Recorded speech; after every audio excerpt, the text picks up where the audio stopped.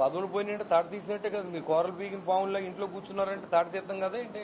తాట తీర్థం అంటే వచ్చి చర్మం పీకమని కాదు, అధికారం లేకుండా చేస్తానని చెప్పారు. అది చేశారు కదా. 150 సీట్లు 11 సీట్లు తీసుకొచ్చాం కదా. ఇంకెందుకంటే మీ బతుకులు మళ్ళీ అడుగుతాకేంటి? మీకు సిగ్గు లేకుండా రోడ్డెక్కి మాట్లాడుతున్నారు మీరు మళ్ళీని. తాట తీర్థం అంటే బ్లేడ్లు అయి పట్టుకుని బ్లేడ్ బ్యాచీలాగా కోసారు, మీకు మళ్ళీ గొట్టలెట్టుకొచ్చి నరికారు. అధికారం నుంచి తప్పించడం తాట తీయడం కదా. మీరు ఎలా ఉన్నారంటే ఇప్పుడు అంటే బాగోదని బయటకు వచ్చి మాట్లాడుతున్నారు తప్ప మీలో ఎక్కడెక్కడ జీవకళ్ళు. మీకు రాజకీయం ఉంటే దర్పం మీ అధికారం అంతా మేము చూసాం. మాట్లాడితే బూతులు తిడతాం, మాట్లాడితే ఎవరినైనా సింగులర్లో మాట్లాడతాం. మీ జబ్బు పోదు, ఇంకా పోలేదు.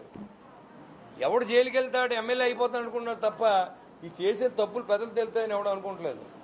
అలా అయితే ప్రతి ఓడు జైలుకి వెళ్ళి వచ్చేస్తారు. ఒకసారి సింపతి కోసం జైలుకి వెళ్ళి ప్రయత్నం చేసి ప్రభుత్వాన్ని రెచ్చగొడుతున్నారు అనేది ప్రజలకి తెలియజేయాల్సిన అవసరం ఉంది. కాబట్టి నేను ఈ ప్రెస్ మీట్కి వచ్చాను తప్ప లేకపోతే అసలు జగన్మోహన్ రెడ్డి టాపిక్ అసలు తెలుసుకోలేదు. వాళ్ళు ప్రతిరోజు మాట్లాడుతుంటే ఎంతకాలం భరిస్తారు? 2 సంవత్సరాలు చూసాం. అనవసరం అత్తమానం వెళ్తాం మనకి ఎందుకని. కానీ ప్రతిరోజు ఇంకా అదే పనిలో ఉన్నారు కూర్చుని. ఏం జరిగినా సరే తెలంగాణలో ఎవరో ఒక బిడ్డ చూడాలని చివరి కోరికని ఒక అభిమాని అడిగితే వెళ్ళేటందుకు అన్నయ్య నువ్వు రమ్మన్నాడు, ఈయన వెళ్ళిపోయాడు. ఇదేంటిది? దానికి కూడా ఒక కామెంటు. అసలు నీకు సంబంధం లేని విషయం కదా అది. చావు బతుకులో ఉన్న వ్యక్తో లేదా ఎవరో నాకు ఆఖరి కోరిక నన్ను రమ్మంటే ఆయన ఎంత ఖాళీయో చేసుకుని తెలంగాణలో మన మీద అవిశ్వాసం కూడా ఉంది. కానీ మనం వెళ్ళాలి, ప్రజల్లో ఉండాలనే ఉద్దేశంతో ఆయన వెళ్ళాడు. రాష్ట్రంలో కాపులందరూ పూర్తిగా నిరాశలో ఉన్నారని నిన్న వేదికగా వైసీపీ కాపు నేతలందరూ చెప్పిన పరిస్థితి. అంటే రాజకీయ కాపు కార్పొరేషన్ కూడా పూర్తిగా నిర్వీర్యం అయిపోయింది.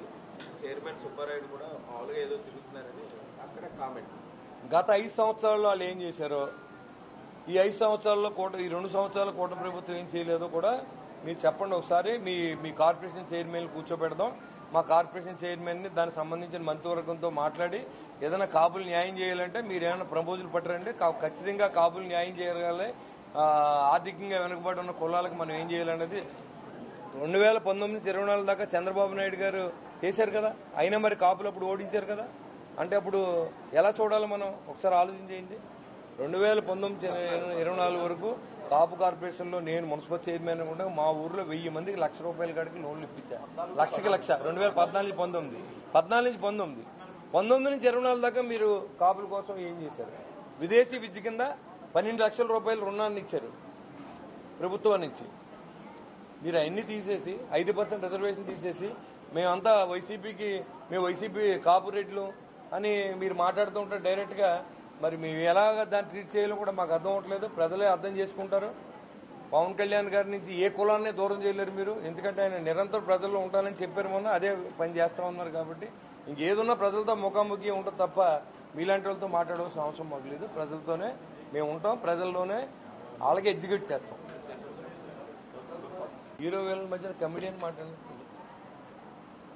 కూటమి ప్రభుత్వాన్ని చెప్పుకోలేకపోతే కళ్ళు ఉన్న కబోదులకు ఎవరికైనా కనపడదేమో. ఒక రోడ్డు లేదు, ఒక తట్ట మట్టి లేనటువంటి అసమర్థ పరిపాలన చూసాం. రైతు ధాన్యం తోలితే ఎక్కడ పండిస్తే ఎక్కడ తోలాలో తెలియని అసమర్థ పరిపాలన చూసాం. డ్రిప్ ఇరిగేషన్ తీసేసి రైతుని పట్టించుకొని ప్రభుత్వాన్ని చూసాం. పెన్షన్లు ₹1000 పెంచుతానని చెప్పి 4 సంవత్సరాలు పెంచిన ఘనత జగన్మోహన్ రెడ్డిది. ఇవాళ 6 ప్యాక్ 99.9% అమలు చేశాం.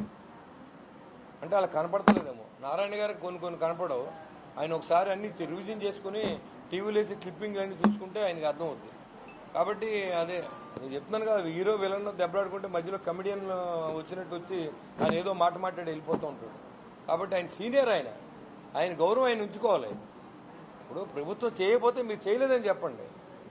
ఏదన్నా మనం ఇవ్వలేనప్పుడు మీరు అడుగుతున్నారు కదా, మీరు ఏదైనా ఇవ్వకపోతే మీరు ఒంటరి మహిళలకు 1500 ఇస్తున్నారు, 50 సంవత్సరాల వాళ్ళకి డబ్బులు ఇస్తున్నారు. కరెక్టే, ఇవ్వాలని ఉన్నది. మీరు వైసీపీ ప్రభుత్వం గమనించండి, కొత్త పెన్షన్లు ఇస్తే 3 సంవత్సరాల కాలం పట్టింది జగన్మోహన్ రెడ్డి. తల్లికి వందనం ఇంటి ప్రతి బిడ్డకి ఇస్తానని చెప్పి ఒకరికే ఇచ్చారు. మద్యపాన నిషేధం పూర్తిగా నిషేధించి ఓటు అడుగుతాను అక్క చెల్లెలను అడిగినటువంటి పెద్ద మనిషి మద్యపాన నిషేధం మీద కోట్లాది రూపాయలు సంపాదించిన ఘనత అయింది. ఎన్నో ప్రాణాలు పోగొట్టిన ఘనత అయింది. ఇప్పుడు అన్ని చేశారు కాబట్టే మమ్మల్ని అధికారంలో తీసుకొచ్చారు. ఇంకా జగన్మోహన్ రెడ్డి గురించి మాట్లాడవలసిన అవసరం లేదు. ఎందుకంటే ప్రజలు తిరస్కరించిన నేత. కానీ వాళ్ళు ఏంటంటే ఎక్కడ ఆగట్లా. సంవత్సరం నుంచి మొదలు పెట్టారు. బయటకు వచ్చి ఎంతసేపు ఇరిటేషన్. ఎవడు జైలుకి వెళ్తాడు మళ్ళీ ఎమ్మెల్యే అయిపోతాను అనుకున్నాడు తప్ప వీళ్ళు చేసిన తప్పులు ఏమి బయటకు వస్తాయనే విషయం వాళ్ళకి తెలియట్లేదు. సరే బహిరంగంగా మీరు 22 కేసులు ఉన్నాయి, ఏ కులస్తులైనా ఉన్నాయి, మీరు ప్లకార్డులు పెట్టి తిరుగుతున్నారంటే మీరు క్రిమినల్కి సపోర్ట్ చేస్తున్నారా లేదా అక్కడ కులానికి సపోర్ట్ ఏదో చెప్పాలి, తేల్చి చెప్పండి. ఇప్పుడు కులాల్లో అందరూ మంచోళ్ళు ఉండరు, అన్ని కులాలలో అందరూ మంచోళ్ళు ఉండరు. గ్యాంగ్ రేపులు, దాంట్లో గ్యాంగ్ రేపు, దాంట్లో 13 సంవత్సరాల అమ్మాయిని రేప్ చేసిన సంఘటన కానించి మర్డర్ కేసులు కానించి ఉన్న వ్యక్తి ఫోటో పెట్టుకుని మీరు తిరుగుతూ ఉన్నారు. అది చనిపోయడో లేదో తెలియదు, విచారణ జరుగుతూ ఉంది. చచ్చిపోయిన ఫోటోలు ఫేక్ ఫోటోలు పెట్టారు, రాష్ట్ర ప్రజలు కన్ఫ్యూజ్లో పెట్టారు. రాష్ట్రాన్ని ఏం చేద్దామనో నాకు అర్థం అవట్లా. మీరు ప్రతిపక్ష పాత్ర పోషించాలనుకుంటే అభివృద్ధి ఎలా జరగాలి? అమరావతి నగరాన్ని నిర్మిస్తా ఉన్నారు, పోలవరం ప్రాజెక్టు నిర్మిస్తా ఉన్నారు.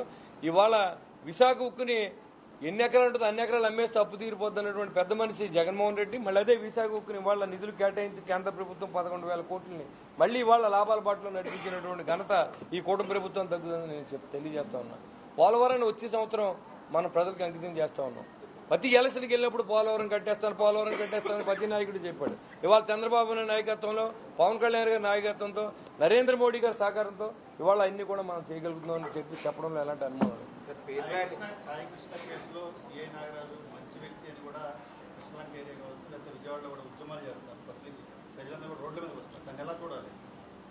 పబ్లిక్ లో ఎక్కడ రెస్పాండ్ అవ్వలేదండి.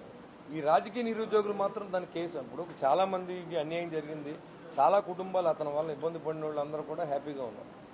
వాళ్ళతో పాటు అతను ఒక్కడే కాదు, గంజాయి అనేది నిర్మూలించిన వ్యక్తిగా నేను చూశాను. నేను మీడియాలో గంజాయిని పూర్తిగా కృష్ణలంకలో నిర్మించిన వ్యక్తి సిఏ నాగరాజు అని చెప్తా ఉన్నాను. అక్కడ ఏం జరిగింది అంత మాత్రాన్ని చంపేయమని ఎక్కడా లేదు. దానికి నేనేం సపోర్ట్ చేయను. చట్టాన్ని మన చేతులు తీసుకోవాల్సిన అవసరం లేదు. క్రిమినల్ అది ఏదైనా జుడిషియల్ గా వాళ్ళు ఏం చేయాలి తప్ప అక్కడ ఏం జరిగిందో తెలియకుండా మన ఊహాగానాల మధ్యన సిఏ నాగరాజు చంపేశాడనో లేదా ఇంకోడనో ఇవన్నీ ఇది కరెక్ట్ కాదు. కాబట్టి అది సిట్ వేశారు, వచ్చి రిపోర్ట్ని బట్టి మనం మాట్లాడుకోవాలి తప్ప ఊహాగానాల మధ్యన డెడ్ బాడీ ఫోటోలు పెట్టేసిన వ్యక్తులే చెప్పాలి దానికి సమాధానం. ఏదైనా ఉంటే కోర్టు కూడా రేపు పొద్దున్న 29వ తారీఖు లోపు మరి ఆయన చెప్పమన్నారు కదా, ఈ బాడీ ఎక్కడ ఫోటో తీశారని మళ్ళీ చెప్తున్నాను నేను. రాంబాబు గారు మీరు తీశారు, కరెక్ట్ గా కోర్టుకు పెట్టేయండి. సిఐ నాగరాజుకి కానీ పోలీసుకి కానీ శిక్ష పడే బాధ్యత మీరు తీసుకోండి. ఖచ్చితంగా ప్రభుత్వం మీకు కూడా సపోర్ట్.